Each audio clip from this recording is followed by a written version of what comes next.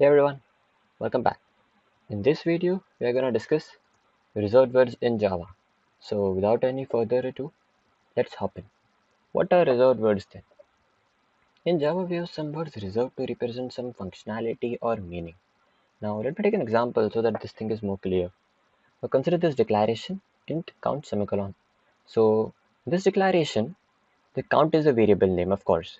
But what does this int specify? It specifies that the type of variable is an integer. So we can say that int specifies some meaning here. That's why int is a reserved word. They form a major role in writing the logic as well as syntax of your program. This is a pretty straightforward statement. We use different reserved words for different purposes in our Java program. For example, consider we use if else, switch case for doing control flow. We use do while for doing looping. We have different reserved words for different purposes. We'll discuss them. We'll discuss every of them later. We cannot use reserved words as identifiers. Of course, they have some meaning to Java, so we cannot give them as our method names, variable names, class name, and interface name because they have some special meaning associated with them. There are 53 reserved words at the time I'm recording this video available in Java. Many more may come in future. Let's just classify these reserved words then. So reserved words are broadly classified into two categories. First are keywords and second are reserved literals. Now immediately a question may arise, what is the difference between a keyword and a literal? Okay, let's discuss the differences between them.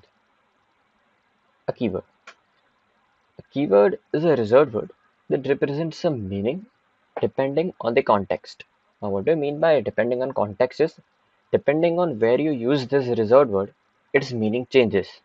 For example, consider this case. We have a integer declaration int number equals to 10 and I have returned a method whose return type is int. In the first case, this int specifies the data type of this variable. In the second case, int specifies the return type of this method. So you can see that the meaning of int depends on the situation, that is where you use this keyword. That's why int is a keyword. Then what is a literal then? Literal is simply a constant value, a sequence of characters that represent a constant value. For example, just see this 10. This 10 represents an integer. In this case, here 10 is an integer literal. For example, if we have something like this, string name equals to John, then John is what? It is a string literal because John represents a constant value. I guess that makes sense. In simple words, keyword is something that has a meaning and literal is simply a value, if that makes sense. Let's discuss the reserved literals first. So these are the three reserved literals in Java: true, false, and null. True, of course, represents the true value. False represents the false value, and null is a default value for undefined object references. If you don't initialize any object, then it is a default value for those. So these three are reserved. We cannot use them as our identifier names. I guess that makes sense. So let's just discuss keywords more then. There are 48 used keywords and 2 unused keywords. What do you mean by used and unused then? Used means they're currently used in Java. That is, you use them for they actually define a syntax in Java. And what do you mean by unused? They're reserved for future purposes. Means they are there, but you cannot use them. If you try to use them, you'll get a compile time error. And they are const and goto. Now, if you remember C language, we use const for declaring constants. For defining constants, we use the const keyword. And goto was used for doing unconditional jumps. That is, if we want to jump around anywhere between our code, we use this goto statement. But it is a very controversial statement. That why it is not available in Java. You cannot use it as a identifier name also. So I'll discuss on more in a later session. Let's just move on. I guess you this all makes sense, right? So let me just show you all the 53 reserved words that are available in Java. One more thing, you don't need to remember all of this by any means.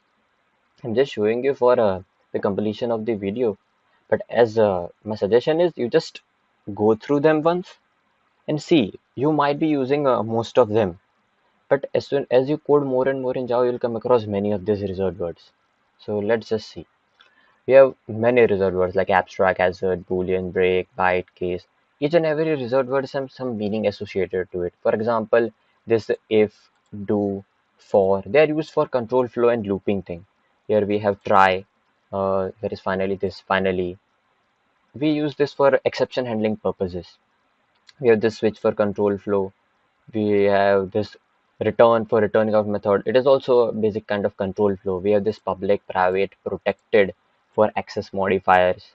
So these are some reserved words. You don't need to remember any of everything. Just go through them. For example, consider this volatile. I don't know if I ever used this. This transient. So if you see, I've underlined false, null, and true. That's because they are reserved literals. They represent some value. And I've also underlined instance of and strict FP if you see.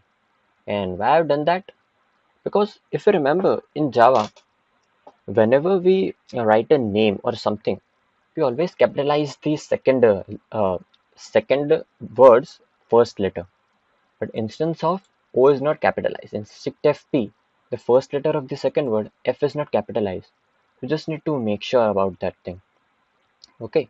So there is one important point that we conclude after seeing all the reserved words, and that is all the reserved words in Java contains only lowercase alphabets.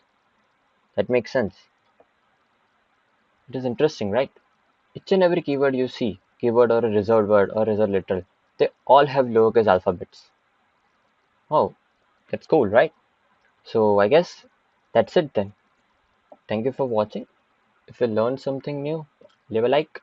And if I have missed something, please mention down in comment.